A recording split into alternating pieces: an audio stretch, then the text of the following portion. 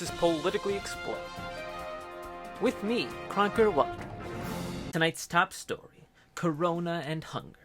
You know, Tony, I'm really glad we're doing this piece because I myself am prone to having too many Coronas and then getting a terrible case of the drunken munchies and ordering and then eating an entire extra-large meat lover's pizza all by myself. And, well, dear viewer, I hope you can learn from my mistakes because I certainly never do. And, what? Oh, no. Sorry, apparently this story is actually about the terrible hunger crisis that's going on in America right now because of COVID-19. You see, this past year, 1 in 4 Americans struggled with having enough to eat, which is the highest level of food insecurity that we've had on record since we've started keeping track of such thing in the 90s. Which means that the COVID recession has actually been worse for American hunger than the great once-in-a-lifetime recession of '08. I guess make that twice in a lifetime.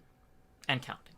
Much like, pretty much everything in America, the hunger crisis is even worse for minorities, with 1 in 3 Hispanic and Black families reporting that they were food insecure at some point this year. Oof, Tony, this is a really, really dark story. We have something to lighten the mood, maybe, like a Christmas carol. That would be nice. Oh, you do? Okay. Sorry, folks, my cameraman Tony is picking out his favorite Christmas carol. We'll be right back. It was the week before Christmas, and all through the country, not a creature was stirring, not even a mouse. But tummies were grumbling because 81 million Americans were food insecure.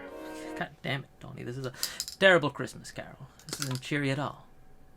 Oh, apparently this is actually what happened last Christmas. This is actually just an article. I should have known. I was wondering why the pages were so loose. I thought you just kept your books in terrible condition, Tony, but, no. And speaking of children, this hunger crisis is especially bad for them, too. You see, families with children have a hunger rate that's 61% higher on average than families without children. And prior to the pandemic, 20 million children depended on free school lunches to get enough to eat every day, and those schools are now closed. You know, Tony, I really wish you had stopped me at the beginning when I was talking about my drunken munchy escapades, because now I feel like a humongo out-of-touch shithead. Although, thankfully, not as much of a humongo out-of-touch shithead as the politicians who let this happen. You see, last year, Congress was so busy bickering and arguing about whether and how to help people that millions of Americans lost their federal unemployment benefits between August and January. Now, that largely happened because, well, Republicans are cheap bastards who really don't like spending money unless it helps the rich. But Democrats were also partly to blame because, you see, back in October, they walked away from a $1.8 trillion stimulus deal. The Democrats most likely walked away from that deal because they didn't want to give President Chester Cheeto a big win right before the election, which is maybe understandable because President Chester Cheeto was dangerously cheesy and also very racist, but it did ultimately result in a delay in help which hurt millions of Americans. Luckily, though, the economy is starting to recover, and it's even lost a bit of weight thanks to its Special K recovery. What?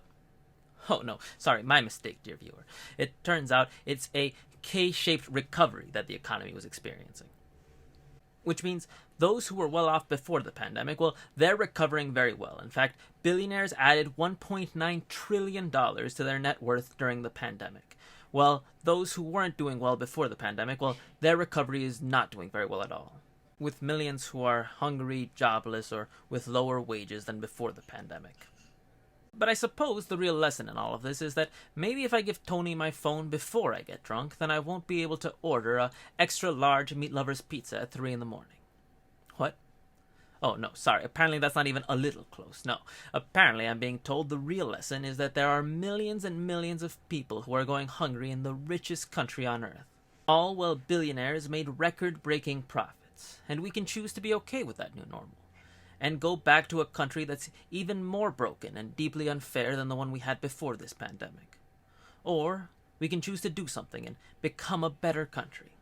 And yeah, that means having the government do something to actually help people, and it means raising taxes on the rich, but maybe that's worth it so that we live in a country where a quarter of its people aren't struggling to find their next meal.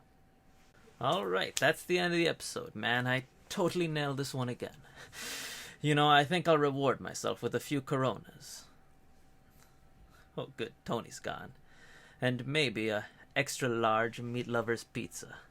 Just don't tell Tony, okay?